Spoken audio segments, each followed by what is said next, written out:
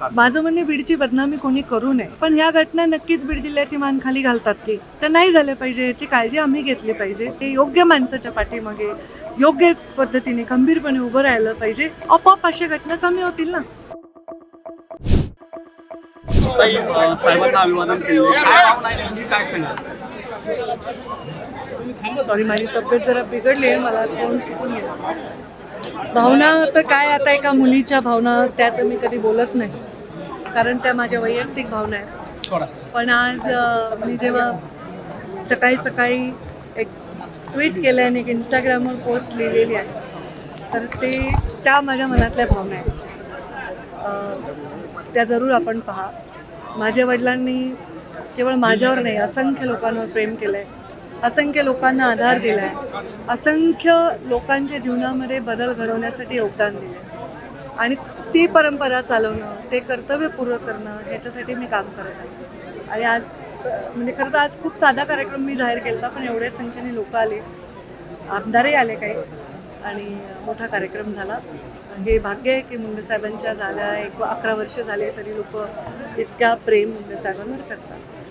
14 तारखेला मंत्रिमंडळाचा विस्तार आहे, ताईंच्या नावाची पुन्हा एकदा चर्चा आहे. तारीख झाली का डिक्लेअर? 14 तारखेला. आता त्याची ऑफिशियली तारीख आम्हाला माहिती नाही आणि ऑफिशियली कोणाचं नाव आहे हेही आम्हाला माहीत नाही. हे केंद्रीय नेतृत्व ठरवेल. जेव्हा ते अनाऊन्स होईल तेव्हा तुम्हालाही कळेल. नाही, राज्यात महायुतीला मोठं यश मिळालं, याच्यासाठी तुम्ही देखील मोठे परिश्रम घेतले. जवळपास 30-35 सभा तुम्ही राज्यभरात घेतल्या. त्याची दखल म्हणून पक्ष मंत्रिमंडळात संधी मिळाला असं वाटतं? मी परिश्रम तर 14लाही घेतलेत, 19लाही घेतलेत आणि आत्ताही घेतलेत. म्हणजे आता तर मी मतदारसंघ माझ्याकडे नसतानाही मी घेतले आणि नक्कीच पक्षानेच सांगितलेलं काम आहे ते.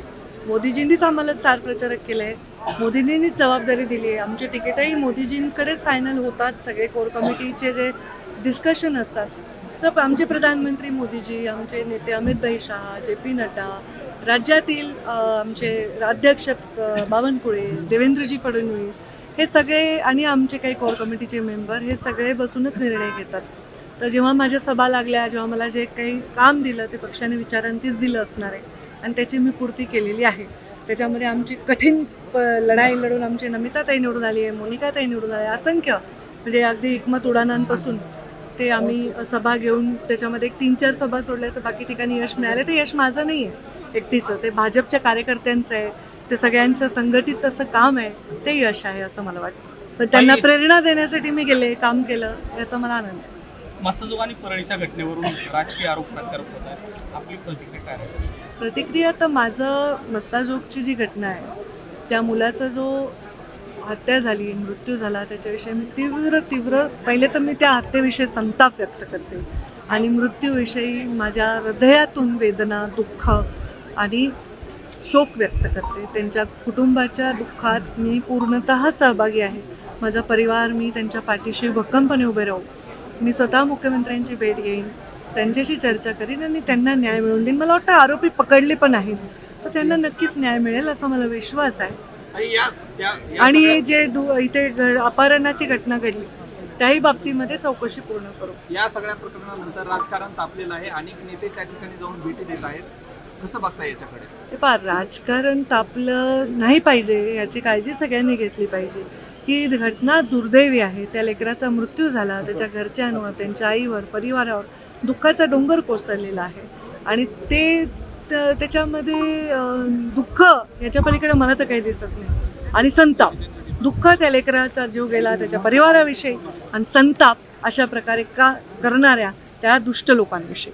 विरोधक असंही म्हणतात की बीडचा बिहार झालाय, पुन्हा एकदा कोण विरोधक आहे तिथे बीड जिल्ह्यामध्ये? आरोप होताना पाहायला मिळत आहेत विरोधकांना. माझं म्हणणे बीडची बदनामी कोणी करू नये. राज्यभरामध्ये घटना घडतायत, पण ह्याचं दुःख मला तेवढंच आहे. पण मला तरी वाटतं की आपल्या बीड जिल्ह्याचं चांगुलपण पण आपण बाहेर वाजवून सांगायला पाहिजे. तर हे दुर्दैवी आहे असं काही नाही आहे, पण ह्या घटना नक्कीच बीड जिल्ह्याची मान खाली घालतात की त्या नाही झाल्या पाहिजे, याची काळजी आम्ही घेतली पाहिजे. आम्ही त्या घटनांमध्ये योग्य माणसाच्या पाठीमागे योग्य पद्धतीने खंबीरपणे उभं राहिलं पाहिजे. आपोआप अशा घटना कमी होतील ना. अगदी सत्ताधारी पक्षातील जे लोक आहेत, लोकप्रतिनिधी आहेत बीड जिल्ह्यातील, राष्ट्रवादी त्याच्यावर त्यांना प्रश्नचिन्ह असेल तर त्याच्यावर ते प्रश्न निपटवण्यात येईल, त्याचा मार्गी लावण्यात येईल. ठीक. थँक्यू.